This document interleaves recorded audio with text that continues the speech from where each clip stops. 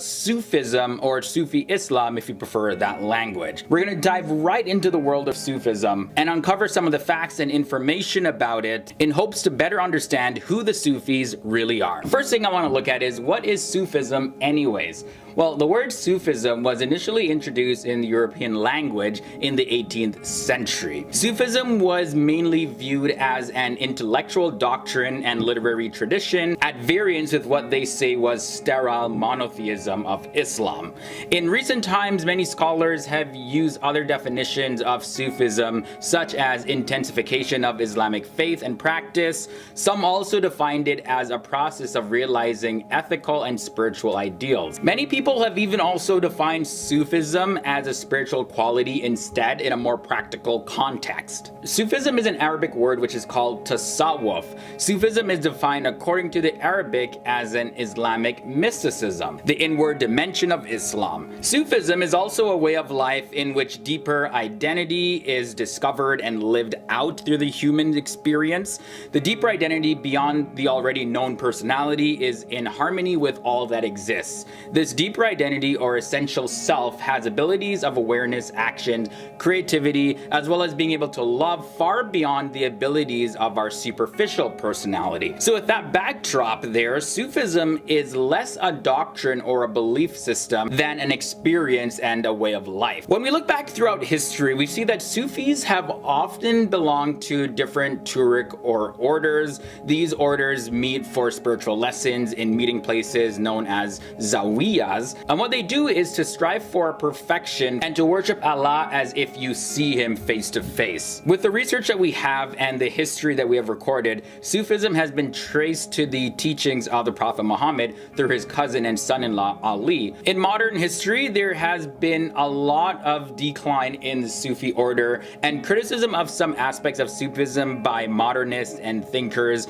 and also conservative Salafists have increased. And nevertheless, Sufism has continued to play an important role in the Islamic world and has influenced various forms of spirituality. When we look at the total population of Sufism, we see that it shows that only about 5% of the total population of Muslims say that they follow the Sufism way of life. According to the World General Census Body, we have about 1.8 billion Muslims in the entire world. Therefore, the total estimated population of Sufism is roughly 90 million. Now, which country has the most Sufis in the world? You see, Turkey has the highest and growing population of Sufism in the entire world. Sufism is very popular in most Muslim countries and in Africa, in places such as Egypt, Tunisia, Algeria, Morocco, and Senegal.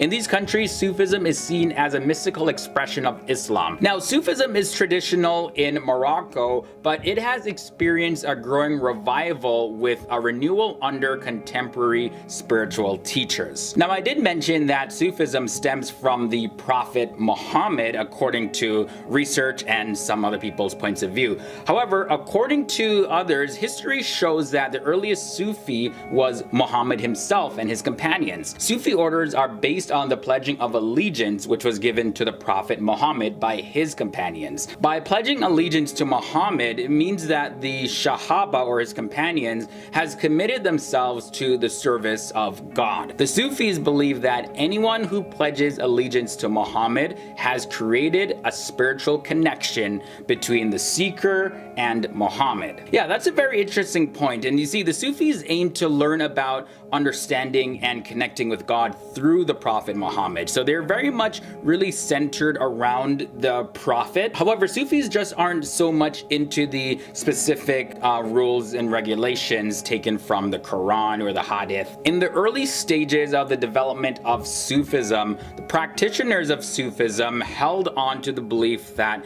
it is nothing more than the internalization of Islam. As a mystic aspect of Islam, it is considered as part of the Islamic teachings that deals with the purification of the inner self. By focusing on the more spiritual aspects of the religion, Sufis strive to attain a direct experience of being connected with God by using their emotional and intellectual faculties and really training and developing that. In order for Sufism to be seen as a recognized and organized religion by most people, in the 11th century, Sufism, which had previously been a less codified trend in Islam, began to be ordered, which have continued until the present day. So that's how they sort of established themselves to be more credible in the public eye. Towards the end of the first millennium, a number of manuals began to be written that summarize the doctrines and teachings of Sufism, and two of the most famous of them all are available in English, and these are the Kashf al-Mahjub of Ali Hujwiri and the Risala of al-Kishwari. Okay, so when we look a little bit deeper now into the beliefs of Sufism,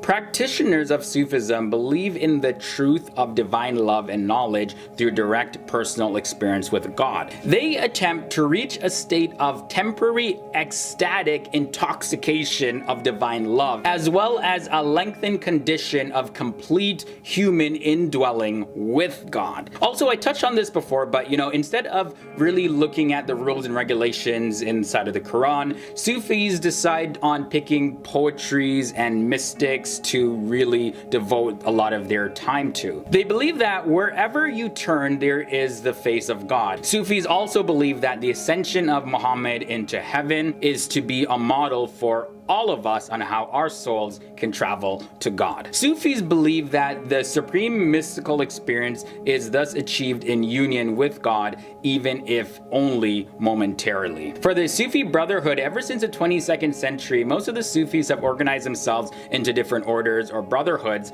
that follow the teachings of particular Sufi masters. One example of the Sufis brotherhood is the Mevlevi brotherhood. This brotherhood is named after the founder, Mevlana, and the members do a lot of rhythmic whirling of the body, and they engage in this as a spiritual exercise. They do this as a way to get closer to God. Each member of the order or brotherhood was placed at different levels depending on the instructions that they mastered. The brotherhood also served an important social function by providing educational and social welfare services. Now, with that said, so what sort of clergy are in the Sufi orders? Well, the Sufi orders or brotherhoods are a lot more organized now, and they're directed by a master known as a pir, a sheikh, an ishan, a murshid, or an ustad. They are referred to as teachers with divine connections to God, and they offer a lot of physical and spiritual guidance to help their followers, as well as they're a source of inspiration to everyone that belongs to the order or brotherhood. Throughout the different lands, you'll notice that many Sufis are wandering travelers. They travel from place to place, and they try to spread the word about their way of life. They're also very conservative when talking about themselves. So if you ask a Sufi where he is going, where he comes from, or how does he earn a living, they will say something like, only Allah knows. Is Sufism a branch of Islam? Well, many consider it to be, while others don't. And some just look at it as the missing spiritual component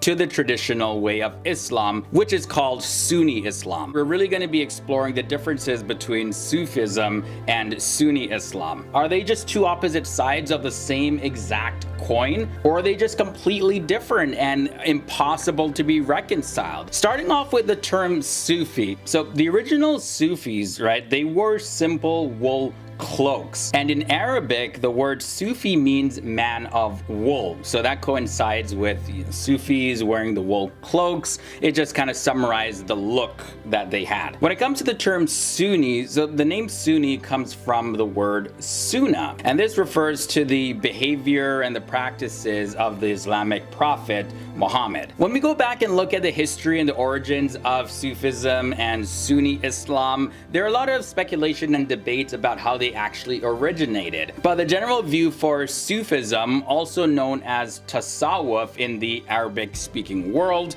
well, this is a form of Islamic mysticism. And inside of Sufism, they really emphasize introspection as well as spiritual closeness with God.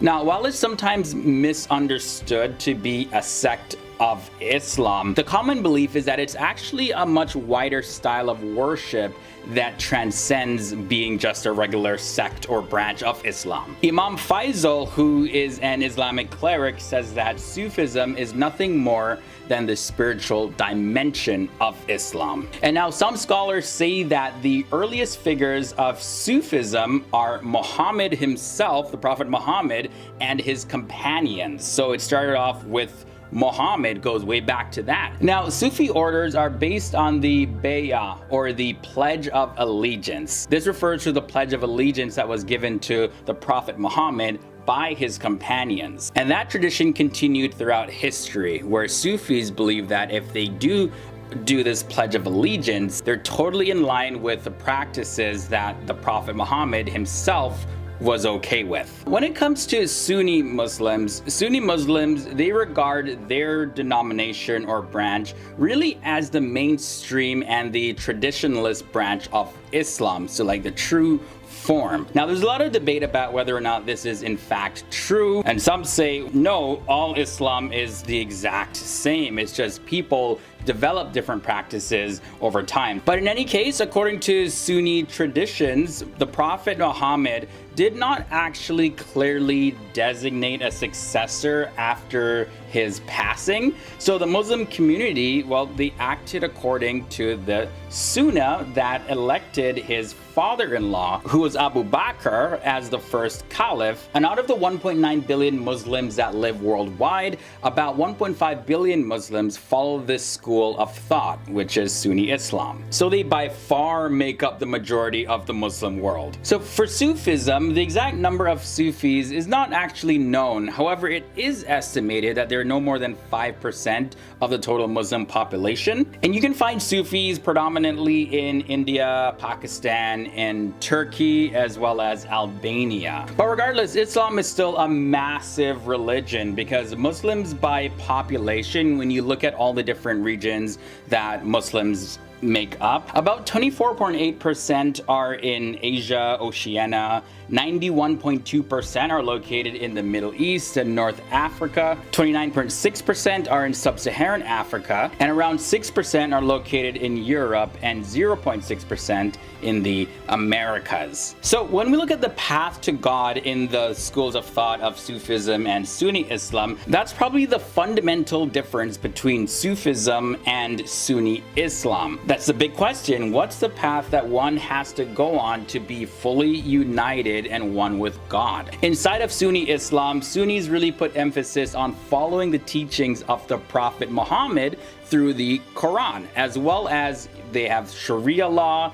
and the Hadith, and this really sets out the guidelines that are strictly followed by Muslims in order to attain salvation and to be close to Allah. Among these practices are, of course, the 5 pillars of Islam, which are the Shahada, and this is sincerely reciting the Muslim profession of faith. The second pillar is the Salat, and this is really just performing rituals and prayers in the proper way, and this is done 5 times every single day. And then there's the Zakat, which is, giving money to the poor and needy, or if you don't necessarily have any money, you're really helping them out with services, good deeds, charity work, and all of that. The fourth pillar is the Psalm, which is fasting during the month of Ramadan. And the fifth final pillar is the pilgrimage to Mecca that Muslims must do at least once in their lifetime. So carrying out these obligations really provides a framework of Sunni Muslims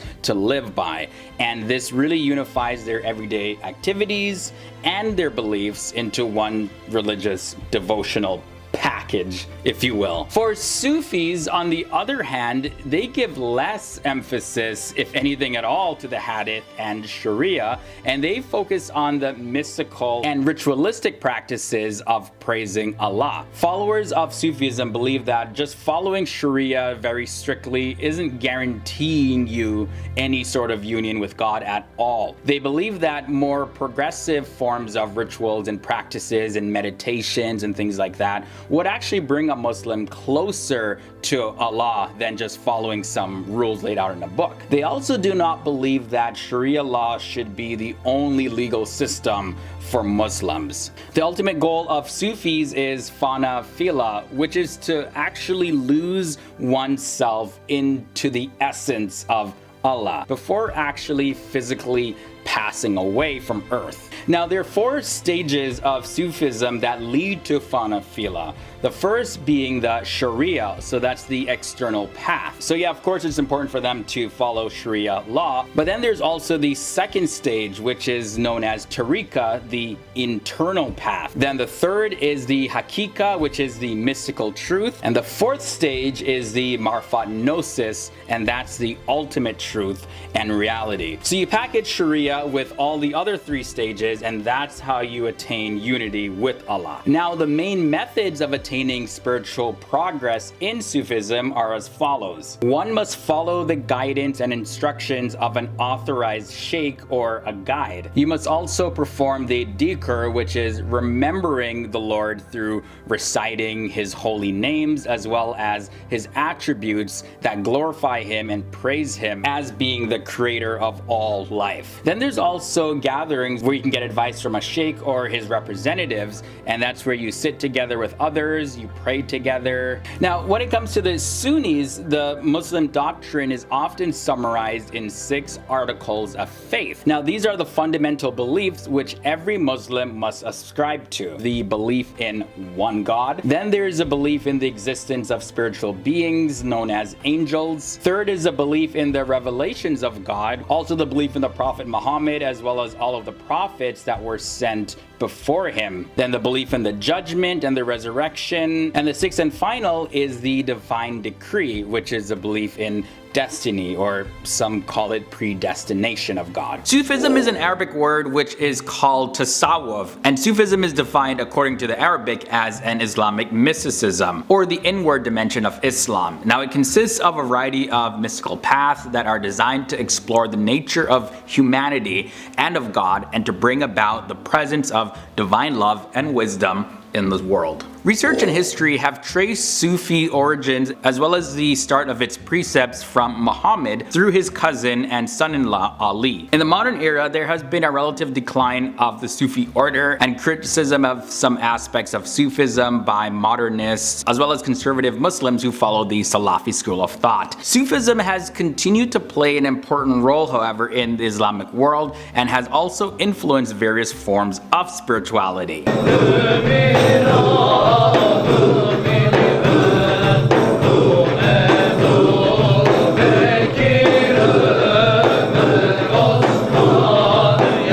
Research has shown us that about 5% of the total population of Muslims in the world follow Sufism. According to the World General Consensus Body, we have about 1.8 billion Muslims in the world. Now, therefore, the total estimated population of Sufism is 90 million. The country of Turkey has the highest and growing population of Sufism in the world. Sufism is very popular in most Muslim countries in Africa, such as Egypt, Tunisia, Algeria, Morocco, and Senegal. In these countries, Sufism is seen as a mystical expression of Islam. You can see traditional Sufism in the country of Morocco, but it has experienced a growing revival with a renewal under contemporary spiritual teachers. Also, according to history, Sufis have often belonged to different turuq or orders. These orders meet for spiritual sessions in meeting places known as zawiyas. What they do there is to strive for perfection of worship, and that's known as Ishan. Now, Ishan is to worship Allah as if you see him.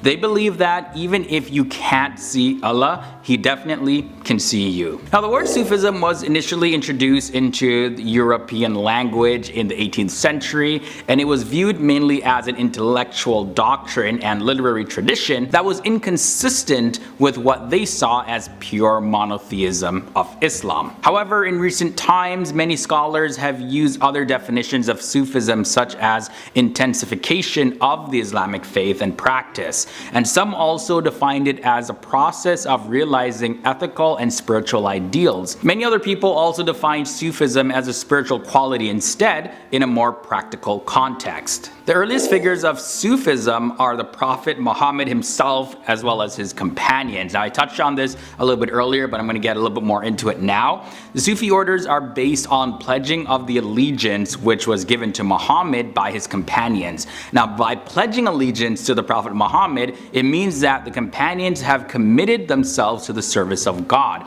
So not that Sufis are to worship the Prophet Muhammad, but that Sufis dedicate themselves to a life of service to God like the Prophet Muhammad did. Also, Sufis believe that anyone who pledges allegiance to Muhammad has created a spiritual connection between the individual and the Prophet Muhammad. And the Sufis aim to learn about understanding and connecting with God through Muhammad. Next thing to note is that in order for Sufism to look more organized and acceptable by people, back in the 11th century, Sufism, which had previously been a less codified trend in Islam, it began to be a lot more ordered and crystallized into orders which have continued until this present day. Towards the end of the first millennia, a number of manuals began to be written to summarize the doctrines of Sufism, as well as describing some typical Sufi practices. Two of the most famous ones are now available in English, and those are the Kashf al-Mahjub, and this is of Ali Hujwiri, as well as the Risala al-Kishari. Getting more into these Sufi orders,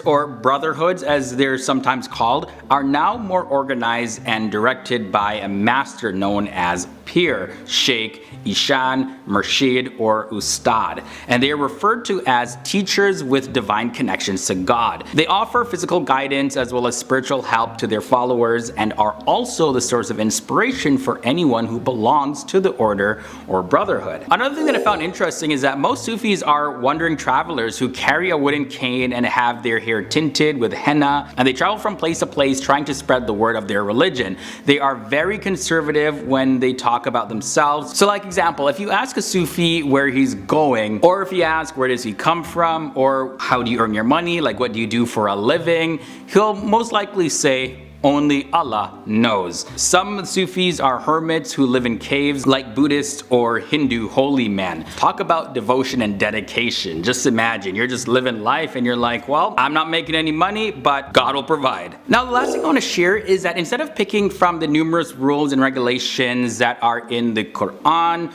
Sufism decided to pick from poetry and other mystic teachings. They believe that wherever you turn, there is a face of God. Sufis also believe that the ascension of the Prophet Muhammad into heaven is regarded as a model for the flight of the human soul to God. Also, research has shown that Sufis believe that the human spirit, being a direct emanation from the divine command, is therefore an emanation of God himself and could find its highest aim only in the obliteration of its illusory selfhood and absorption into the eternal reality. They believe that the supreme mystical experience is thus achieved in union with God, even if it's only achieved momentarily.